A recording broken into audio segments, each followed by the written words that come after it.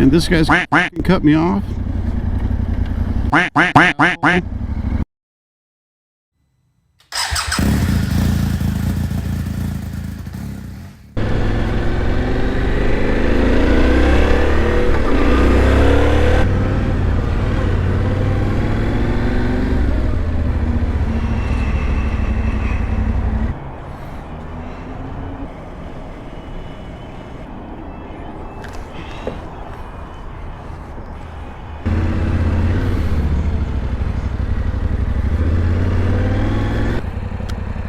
Alright, today we're on the Tenere 700 2025 with some modifications on this episode of Will It Commute? I have no doubt it will commute.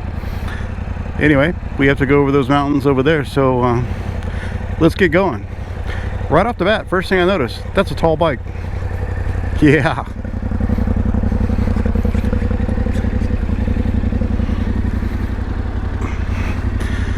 Probably not going to go over all the specs and stuff on the bike because honestly there's probably 1,000 reviews on this bike out there. I'm just going to ride it as a first time rider and let you know what I think.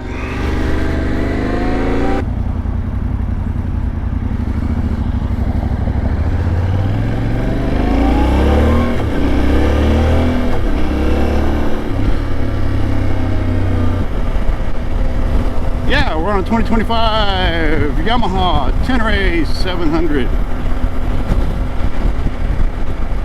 It's got some few accessories bolted to it.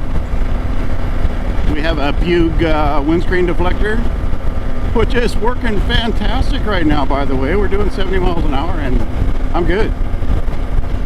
Obviously there's wind on my shoulders because that's a pretty skinny windshield, but if I wasn't behind this 18-wheeler, the buffeting would be nothing to mention. This Tenere has a whole 42 miles on it. This is literally the first time I've ridden it, other than riding it and making minor adjustments that, you know, sometimes the guys who assemble them overlook. Like the levers were like way up like this. Same with the mirror perches, they were all cattywampus. Clutch wasn't adjusted properly. It was release or engaging rather, sorry, as soon as you let out. I mean, I don't know, things like that are annoying.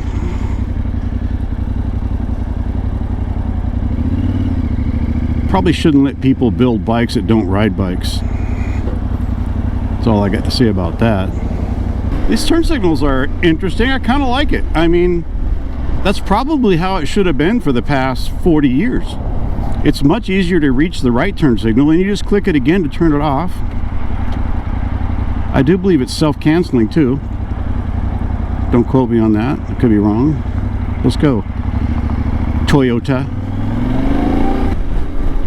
A little bit chilly this morning. Now my guess is it's 44 degrees. Thank you guys for coming along to work with me this morning. Hopefully you can help me when I get there. I probably have some stuff to do. So this 270 parallel twin, she's a, you know, a big one compared to the Ibex and the other bikes in the 300, but feels good. I love 270 twins, man. They just have that V-twin power delivery and it's just so good.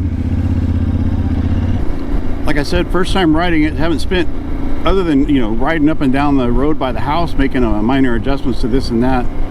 I haven't spent any time on the bike, but just looking at the seat, I think she's going to be a painful one.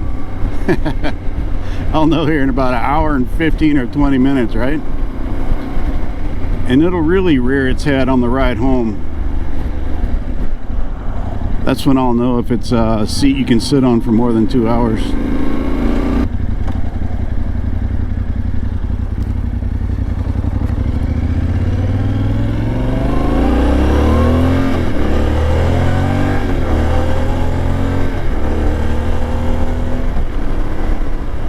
These are all parents dropping their kids off at school. Every single one of them. One school bus could hold all those kids. What's wrong with you people? Everybody raising their kids in a bubble, Someone might pick on my kid on the bus.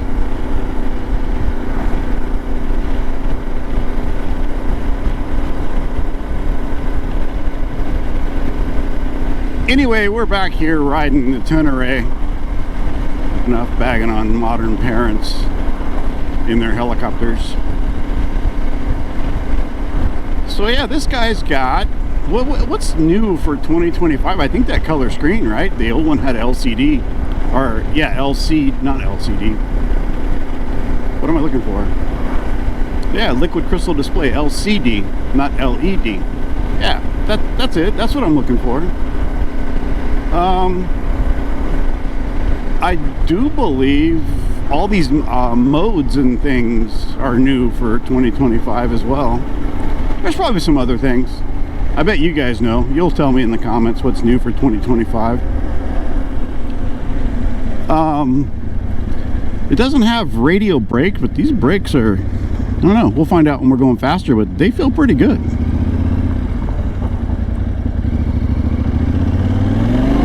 I think I watched a video about someone saying the rear brake will fade fairly quickly if you use it too much. If that's been a problem from the beginning, Yamaha, doesn't that tell you something? You might need a, more robust caliper and master cylinder on the rear. I don't know. But anyway, we'll see. I won't use the back brake all that much on this commute, so I probably won't experience that fade. And if I do experience that fade, it's way worse than it should be, because, I shouldn't be using the rear brake mostly on this commute. I'm not that aggressive of a rider, so unless someone pulls out in front of me or completely cuts me off like that thing this morning at the gas station,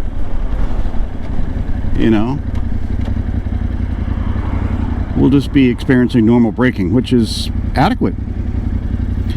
I softened the suspension up a little bit because I'm only street bike riding here, so I'm about 200 pounds, and I set the sag for me.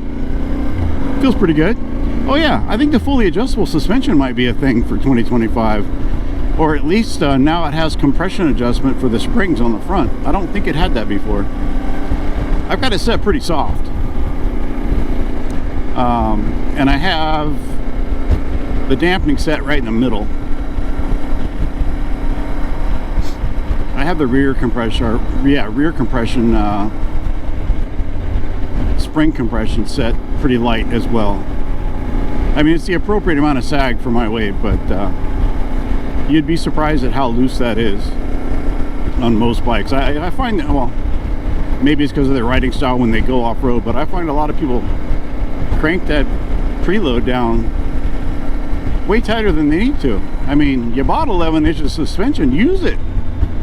You don't need to use 2 inches and say, hey, look at my suspension, it's awesome. It only deflects 2 inches. That's not how this works. That's not how any of this works, but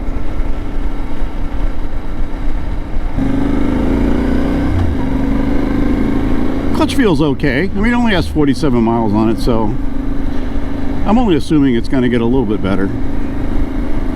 Might have to adjust the cable or slack a little bit.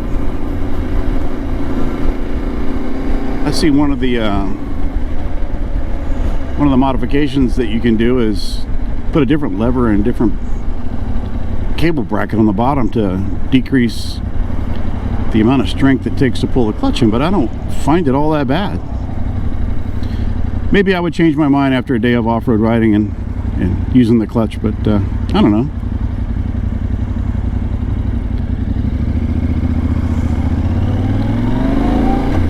I like a good clutch. I want a clutch to have some feedback. I want it to, tell me it's actually doing something. Nothing worse than a clutch like on the Versus 300, which has no feedback whatsoever. It feels like you're doing nothing. I actually put heavy-duty springs in the clutch on the Versus because I hated the stock clutch so much. This one doesn't feel too bad. I'm okay with it. So brakes feel good, clutch feels good. All the controls are fine. Yeah, I don't know. Seems like a pretty Pretty well thought out bike. I mean, it should be. It's been around for a couple of years. Mirrors, I'm looking at myself. Let's adjust that. Just look at that guy. Yeah, that's better. I'm in mode Power 1 and traction control is on. If you go through the modes here, you get a button on the right and a joystick on the left. You can play with that if that's your thing.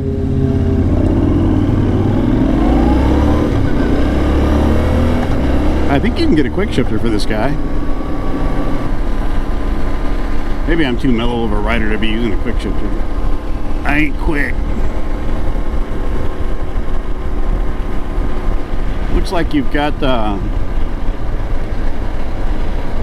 USB port there on the right hand side, and I think that button on the left is a one button click ABS defeat, which is pretty darn cool. You probably press and hold, but yeah, they don't want you disabling it by accident, so usually a hold is required. And look at all these people going to drop off their kids. You know, for a dirt bike type seat, and you know, I'll probably change my mind on this, this doesn't feel too bad. I'm not sitting all the way forward in the scoop. I'm kind of back a little bit on the part where it widens a bit, and there's pretty good support on the cheeks there, so I don't know, it might work. The foam feels about right, not too soft, not too hard.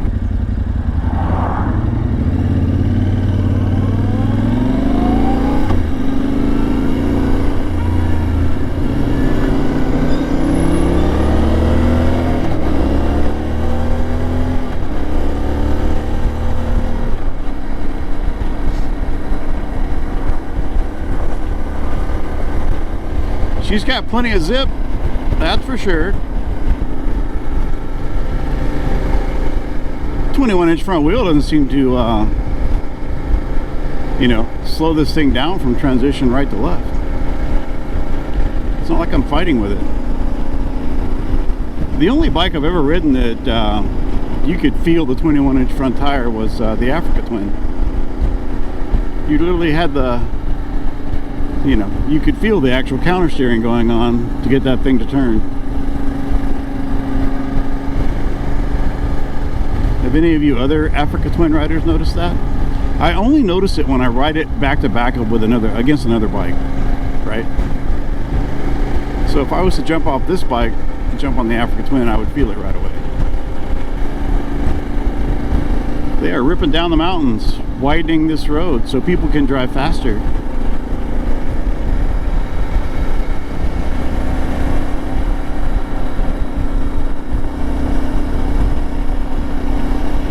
Yeah, this is a pleasure. This is a nice street bike. I like it.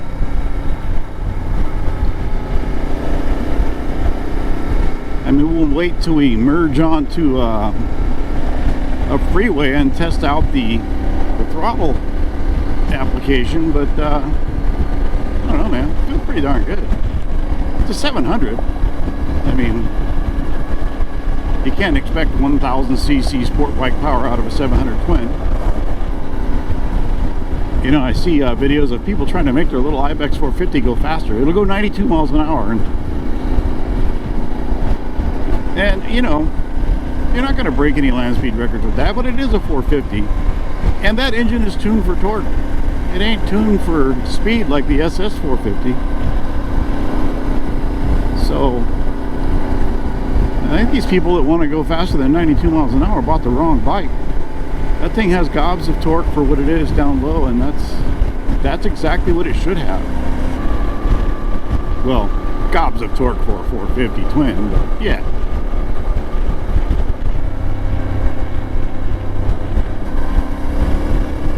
Engine braking feels good. Speed management, throttle management, and maintenance in the corners is so much easier with some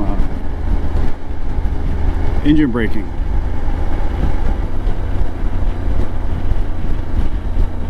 Yeah, I see how this bike could be fun in the twisties.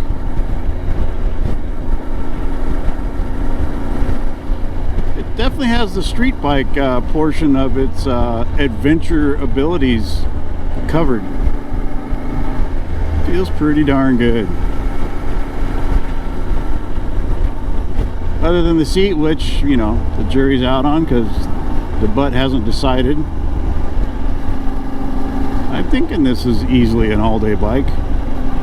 Then again, I'm not very picky when it comes to all-day bikes. I do all day on my DRZ. While I'm doing it, people are crying about it. I don't know. All right, new battery, new battery. Everybody celebrate, new battery. We are parked where it says no parking, but you know, sometimes you gotta park where it says no parking. Look at that hillside though, it's beautiful. This time of the year, things are green. Summer will roll around and that'll all be brown.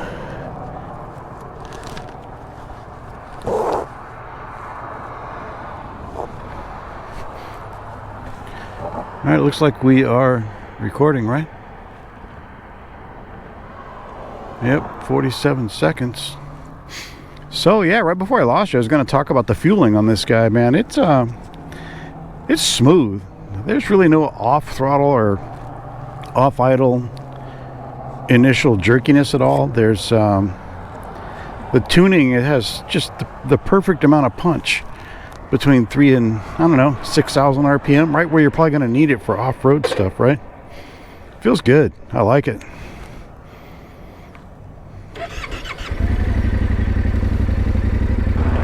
She's tall, man. I tiptoeing. All right, they got the red light. I'm going.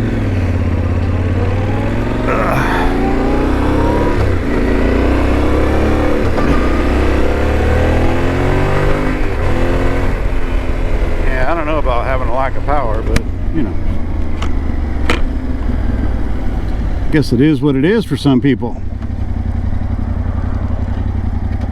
Turn some grip heat back on. We're not out of the cold yet.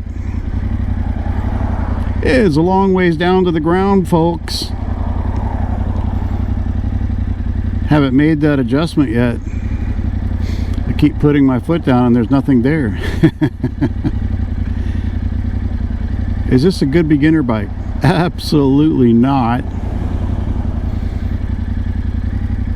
Would this be a good first off-road bike? Absolutely not. Would this be a good bike for someone who has a Versys 300 or a Honda 500 adventure bike and does most of their riding on the street, but they still have limited experience? Yeah, I think that'd be okay, as long as you're tall enough or know how to ride a tall bike. If you you've got a lot of experience on a dual sport, then yeah, you should be okay on this guy off-road. I can see this bike being a handful off-road for, you know, someone with limited off-road experience. It feels like it might be a really good bike off-road for someone with experience though, so I don't know. I guess the jury's out on that until we actually take it off-road. Here we are, 78, 80 miles an hour. Puke wind deflector doing its thing. It's not bad. I mean, I think this is probably for a longer distance. Definitely an earplug kind of bike. You probably should be wearing earplugs anyway, but you definitely want to wear earplugs on this guy. The wind flow is good. It's smooth. It's not really weird or turbulent. With the Puke anyway. I don't know how it is without it. Well, it's a little loud. It's not make your ears bleed loud, but it's loud. Oh yeah, she's perfectly comfortable going down the highway at 80 here. I think this guy's a drive-by-wire, huh? So yeah, you could put a Viridian on here, cruise control for what, they like 350. I'd do it if it was my bike.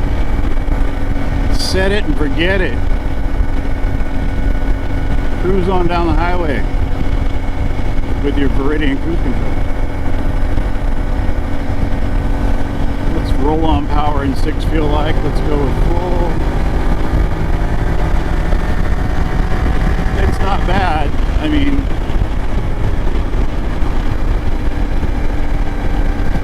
those are obviously kilometers per hour, even though it says miles per hour. Remember folks, it's only a 700. It's not a 750. You know, because I'm a gas tank guy, I'm going to complain that the gas tank's too small, but is it really? Probably not.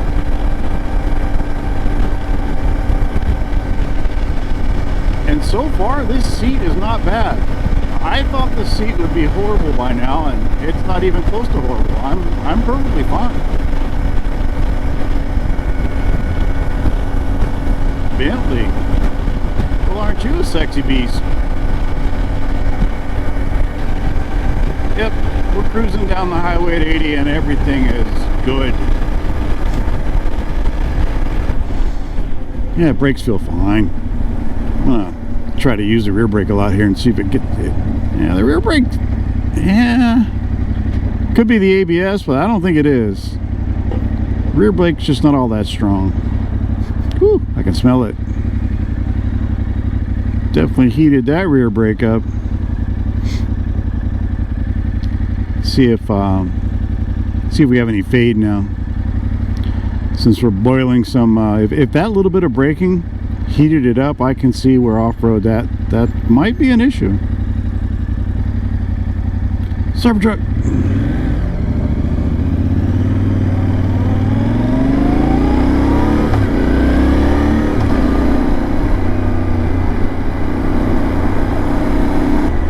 I mean, the rear brake feels solid. It's not squishy.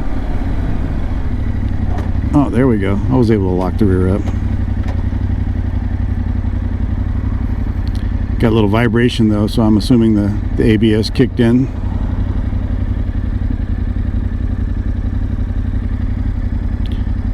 Skidded for maybe a second, if that. Well, okay, fart knockers. Just like that, it's after work. It's Friday and we're going home. Anyway, you know, before we run out of battery,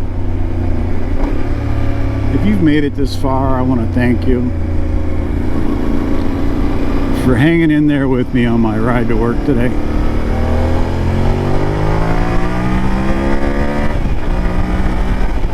Yeah, this bike has got plenty of beans. No need to worry about not having the power.